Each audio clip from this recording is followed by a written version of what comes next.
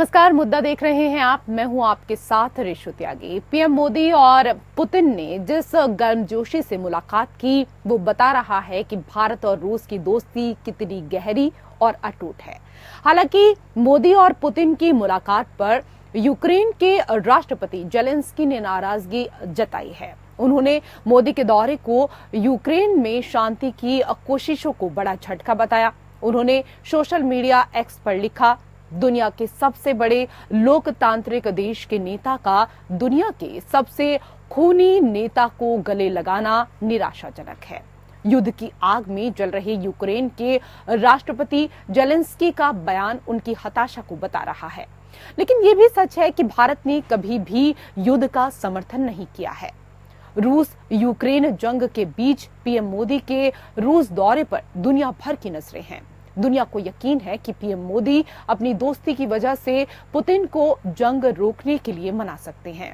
भारत पहले भी कई दफा कह चुका है कि युद्ध के मैदान में कोई समाधान नहीं है और बातचीत और कूटनीति ही आगे का रास्ता है। दरअसल भारत शांति का पक्षधर है, लेकिन रूस के साथ सदियों पुरानी दोस्ती को भी साधना पीएम मोदी के लिए चुनौती है। अब देखना है कि पीएम मोदी के रूस यात्रा शांति प्रयासों का कितना सफल प्रयास यहां निकल पाता है। मोदी का शांति मिशन कितना कामयाब होगा, पूरी दुनिया की नजरें इसी पर टिकी हुई हैं। दौरे को यूक्रेन में शांति की कोशिशों को बड़ा झटका बताया है। उन्होंने सोशल मीडिया एक्स पर लिखा, दुनिया के सबसे बड़े लोकतांत्रिक देश के नेता का दुनिया के सबसे खूनी नेता को गले लगाना निराशाजनक है। दरअसल यूक्रेन का दावा है कि सोमवार को मोदी पुतिन मुलाकात से पहले 900 किलोमीटर दूर रूसी मिसाइलों ने सुबह के व्यस्त समय में यूक्रेन शहरों पर भीषण हमले कर दिए, जिनमें कम से कम 41 लोग मारे गए और 170 अन्य घायल हो गए। दरअसल भारत शांति का पक्षधर है, लेकिन रूस के साथ सदियों पुरानी दोस्ती को भी साधना पीएम मोदी के सामने चुनौती है। अब देखना है कि पीएम मोदी की रूस यात्रा शांति प्रयासों को कितना आगे ले जा पाता है। मोदी का शांति मिशन कितना कामयाब होता है, पूरी दुनिया पर इसकी नजर है। Bureau report APN. तो यूक्रेन जंग के बीच पीएम मोदी रूस दौरे पर हैं। पीएम मोदी के इस रूस दौरे पर अमेरिका, चीन समेत पूरी दुनिया की नजरें हैं। ऐसा इसलिए क्योंकि रूस यूक्रेन जंग के बाद पहली बार पीएम मोदी मॉस्को गए। संकट के समय में पीएम मोदी का रूस दौरा पुतिन को संबल देगा। वहीं पीएम मोदी भारतीय समुदाय के लोगों से भी मिले। भारतीय समुदाय के लोगों को पीएम मोदी ने संबोधित भी किया। इस दौरान पीएम मोदी को सालों पुराना बॉलीवुड का एक गाना भी याद आ गया, जो रूस भारत के संबंधों पर आधारित है। पीएम मोदी ने भारतीय समुदाय के सामने उस गाने को दोहराया, सर पर लाल टोपी रूसी, फिर भी दिल है हिंदुस्तानी। पीएम ने कहा, भारत रूस के बीच अनोखा रिश्ता है। रूस का नाम सुनते ही भारतीयों के मन में आता है हमारा सुख दुख का साथी।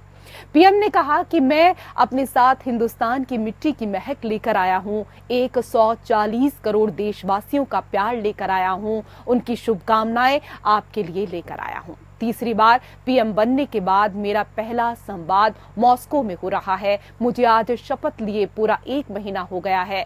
मैंने प्रण लिया था कि मैं तीसरे टर्म में 3 गुना रफ्तार से कार्य करूंगा। पीएम मोदी ने रूस में भारतीय समुदाय से पुतिन की जमकर तारीफ की। तो रूस और भारत के रिश्तों को लेकर करेंगे हम यहाँ पर चर्चा। 2 विशेष अतिथि हमारे साथ पैनल में जुड़ चुके हैं, उनका परिचय आपके साथ करा देते हैं। हमारे साथ जियो पॉलिटिकल एक्सपर्ट विजय सरदाना जी जुड़ चुके हैं। सर, स्वागत आपका। और हमारे साथ विदेश मामलों के जानकार करोड़ी सिंह जी भी जुड़ चुके हैं। सर, आपका भी स्वागत। विजय जी, सर, क्योंकि रूस यूक्रेन के साथ खुले युद्ध में है और ऐसे में प्रधानमंत्री मोदी का पुतिन से रूस जाकर मिलने को कूटनीतिक रूप से किस तरीके से देखा जा सकता है? सबसे पहले आपको और सभी दर्शकों को मेरा प्रणाम जी। देखिए, भारत एक स्वतंत्र देश है, हमारी अपनी एक विदेश नीति है। ये भारत डिसाइड करेगा, भारत की सरकार डिसाइड करेगी कि किसकी विजिट कब होनी चाहिए।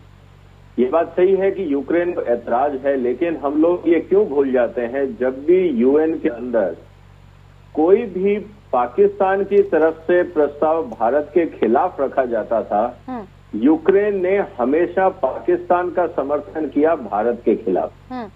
ये बात हमें भूलनी नहीं चाहिए।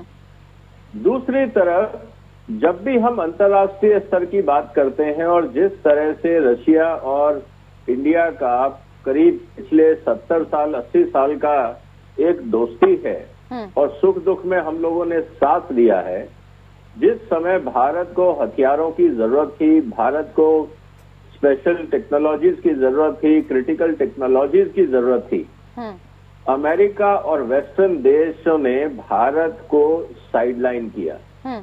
जब भारत ने अपनी सुरक्षा के लिए न्यूक्लियर विस्फोट किए तो इन्हीं विदेशी ताकतों ने, पश्चिमी देशों ने भारत पे सैंक्शन लगाए जी।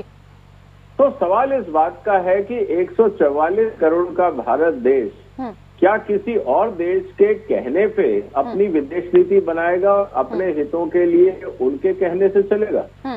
कहने का मतलब बहुत सिंपल है कि प्रधानमंत्री अगर आज रशिया गए हैं तो ये भारत सरकार का पूरी तरह से मानना है कि जो भारत के हित में है वही कदम उठाया गया।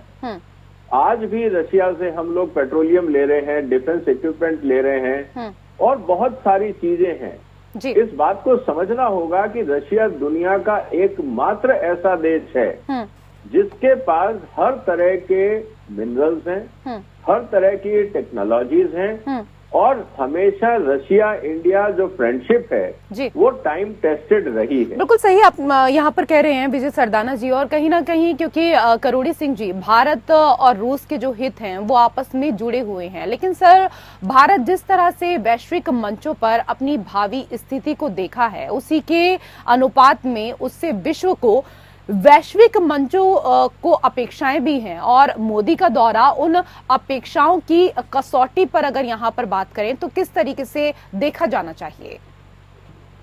देखिए रिशु, भारत के प्रधानमंत्री श्री मोदी जब तीसरे टाइम में सरकार में आए तो पहला विजिट उन्होंने इटली का किया। वहाँ बहुपक्षीय G7 की मीटिंग थी, वहाँ द्विपक्षीय जितने नेता थे उनसे बातचीत की और यूक्रेन के प्रेसिडेंट जेलेंस्की थे उनसे भी बातचीत की। और वहां से आने के बाद ये दूसरी यात्रा है, वो द्विपक्षीय जो समिट हो रही है, शिखर सम्मेलन, ये रशिया से हो रहा है और वहाँ रशिया का पार्टिसिपेशन नहीं था, पुतिन नहीं थे।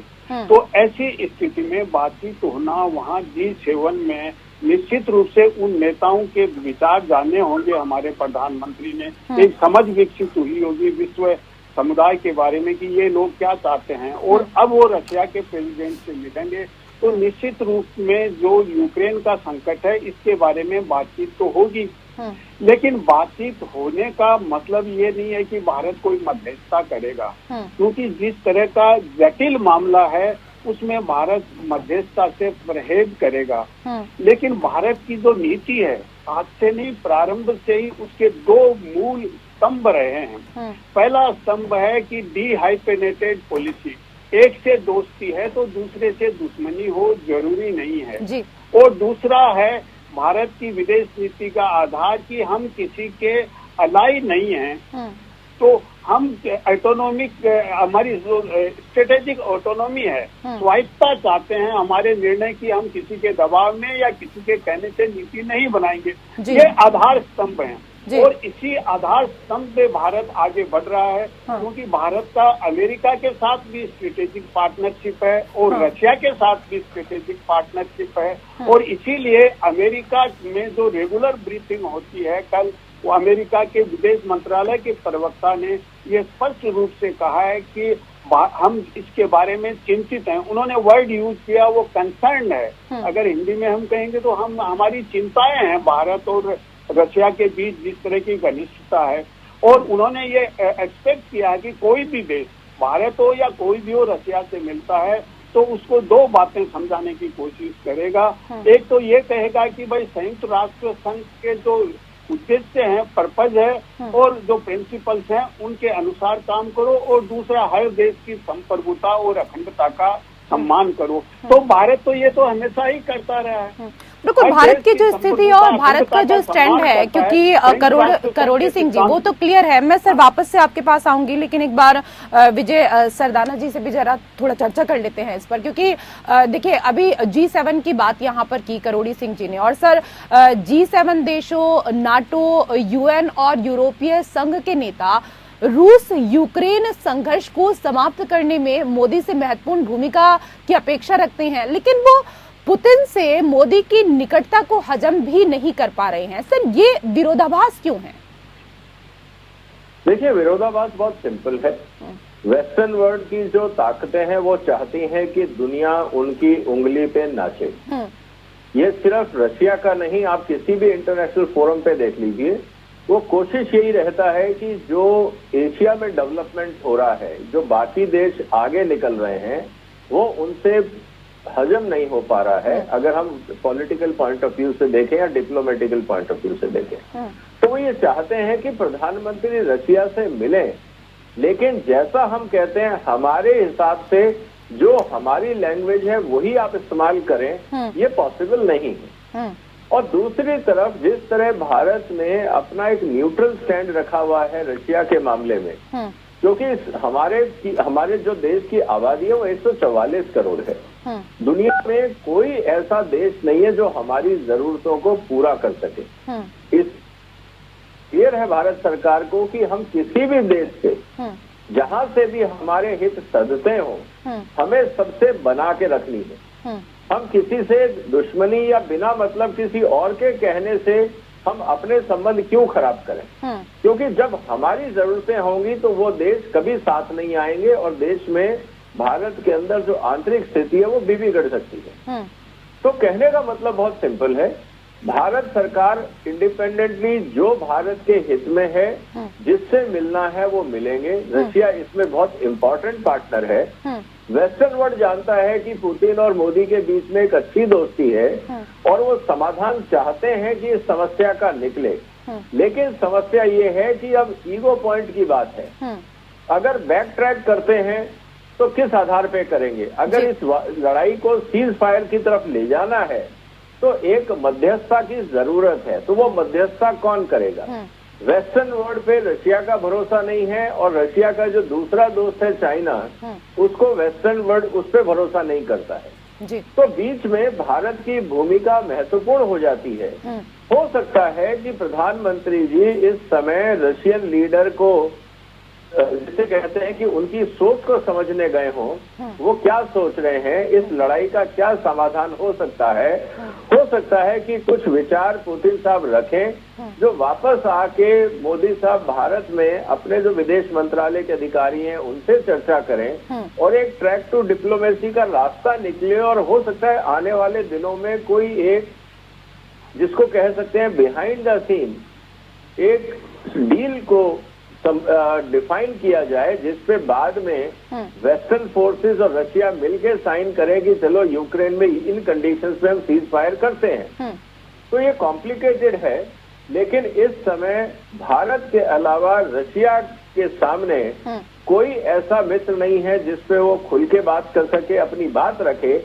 और वेस्टर्न वर्ल्ड को भी पता है कि इंडिया जितना रिलायबल और इन्फ्लुएंशियल दोस्त जो रशिया को इन्फ्लुएंस कर सकता है, इस समय और कोई नहीं है जिस पे वेस्टर्न वर्ल्ड भरोसा करे। ठीक है, ये तो दोनों देशों की मित्रता को लेकर यहाँ पर बात हुई विजय सरदाना जी, लेकिन करोड़ी सिंह जी, क्योंकि जैसा कि भारत कहता रहा है कि युद्ध के मैदान में समाधान नहीं हो सकता है और कूटनीतिक समाधान के लिए बैठकें, मुलाकातें और बातें चलती रहनी जरूरी हैं, लेकिन क्या जेलेंस्की का जो बयान है सर वो भावनात्मक और जल्दबाजी से भरा हुआ है, जिसमें वो इस मुलाकात पर कहीं ना कहीं अफसोस जताते हुए नजर आए हैं? देखिए, निश्चित रूप से ये स्वाभाविक है जेलेंस्की का इस तरह का की प्रतिक्रिया आना कि इतने बड़े सबसे बड़े प्रजातंत्र का नेता एक किलर से मर रहा है, मर्डरर से मुलाकात कर रहा है, ये उसको अच्छा तो नहीं लगा। लेकिन भारत के भी अपने हित हैं, अपने तरीके से क्योंकि रशिया भारत का कोई आज से दोस्त नहीं है। जब यूएसएसआर था उस जमाने से भारत और रशिया की दोस्ती है, और भारत की जो आवश्यकताएं हैं उनकी पूर्ति रशिया से अच्छे संबंधों से होती रही हैं। देखिए, रशिया से पहले यूएसएसआर था, उस समय भारत जो शीत युद्ध का काल था, दुनिया दो गुटों में बटी हुई थी, उस समय भी भारत ने गुटनिरपेक्षता की नीति अपनाते हुए झुकाव यूएसएसआर की तरफ था, क्योंकि यूएसएसआर और रशिया अब हम कहें तो भारत की बहुत सी आवश्यकताओं की पूर्ति कर सकता। सबसे पहली आवश्यकता है भारत की सुरक्षा की आवश्यकता, सैन्य साजो सामान की, जो रशिया सबसे बड़ा सप्लायर रहा, एक विश्वसनीय दोस्त की तरह से रहा। और अब भारत धीरे धीरे एक पे डिपेंड नहीं रहना चाहता, फ्रांस की तरफ डाइवर्ट कर रहा है। फिर भी भारत की जो सुरक्षा संबंधी रिक्वायरमेंट है वो रशिया से हो सकती हैं। और अब भारत केवल रशिया पे डिपेंड नहीं होकर जॉइंट वेंचर की बात कर रहा है आत्मनिर्भर भारत के तहत। दूसरा, भारत की ऊर्जा रिक्वायरमेंट है जी, पेट्रोलियम है, गैस है, वो रशिया बहुत ही अभी सस्ते दामों में दे सकता है। तीसरा, भारत के लिए चिंता की बात यह है कि रशिया के साथ ट्रेड इम्बैलेंस है। रशिया भारत से इंपोर्ट कम करता है, भारत को एक्सपोर्ट ज्यादा करता है, और जो ट्रेड है वो रुपये में होता है। तो भारत ये चाहता है कि रशिया भारत से खरीदारी करे, भारत से इंपोर्ट बढ़ाए अपना। तो निश्चित रूप से इस दौरान प्रधानमंत्री मोदी और पुतिन के बीच में इस तरह के कोई ट्रेड बैलेंस को कम करने की बातचीत होगी। देखिए, ऐसा है कि इस तरह की जो शिखर बैठक होती है उसके 3 पक्ष होती हैं। एक तो लोकाचार होता है, मीडिया में बहुत फ्लेयर अप करते हैं। दूसरा होता है कि कुछ नेगोशिएशन पे साइन होते हैं, और वो उसके लिए होमवर्क हो चुका होता है, और वो शिखर बैठक में साइन करके फिर मीडिया में और पब्लिक डोमेन में रिलीज किए जाते हैं। और तीसरा जो बातचीत होती है डेलीगेशन लेवल पे और 1 to 1, उसमें एक समझ विकसित होती है। और इन तीनों में ही मुझे लगता है कि ये जो शिखर बैठक है ये बहुत सफल रहेगी। लेकिन इसमें जो समय है उसको देखते हुए, क्योंकि वाशिंगटन में नेटो देशों की बैठक हो रही है, 32 देश हैं पश्चिम के, और यहाँ पुतिन जिसको कि वो क्रिमिनल मान के चलते हैं, नेटो ये कहते हैं कि ये क्रिमिनल है। तो ऐसे में भारत के प्रधानमंत्री के साथ बात होना, नेटो की बातचीत होना, तो पश्चिम के देश निश्चित रूप से भारत के साथ असहज तो होंगे। लेकिन पश्चिम के देशों को ये मालूम है कि चीन उनसे भी बड़ा, भारत कोई चुनौती नहीं है पश्चिम के देशों के लिए, चीन बड़ी चुनौती है।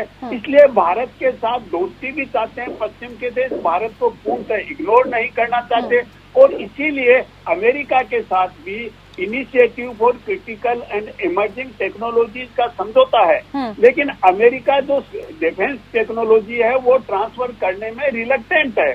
इसलिए भारत की अपनी सुरक्षा सुनिश्चित करने के लिए रशिया के साथ इस तरह का समझौता होना एक स्वाभाविक प्रक्रिया है, क्योंकि भारत भी तो अपना हित देखेगा। हर देश का अपना हित होता है। पश्चिमी देशों के हित है, रशिया का भी हित है, और भारत का भी हित है। और इसमें रशिया का हित ये है अभी की मीटिंग में कि वो पूरे पश्चिमी देशों को संदेश देगा कि देखिए, चीन भी मेरे साथ है, भारत भी साथ है, एशिया के बहुत से देश साथ हैं, अफ्रीका के देश साथ हैं, लैटिन अमेरिका के साथ हैं, मैं अकेला नहीं हूँ। आप कितना सैंक्शन लगाइए, किसी भी रूप में मुझे अपराधी घोषित कीजिए, लेकिन मैं अकेला नहीं हूँ, मेरे साथ दुनिया के देश भी हैं। तो रशिया को भी इससे फायदा है, और भारत भी अपनी जो सैन्य सुरक्षा है, अपनी जो एनर्जी सुरक्षा है, या भारत अपनी सामर्थ्य को दिखाने के लिए, अपनी प्रेस्टीज को बढ़ाने के लिए पश्चिम को यह एहसास। बिल्कुल सर, ये रिश्ते इसी तरीके से प्रगाढ़ होंगे तो किस तरीके से दोनों देशों को लाभ मिलेगा, इसके बारे में आपने विस्तार से हमारे तमाम दर्शकों को जानकारी दी। आप दोनों का बहुत बहुत धन्यवाद।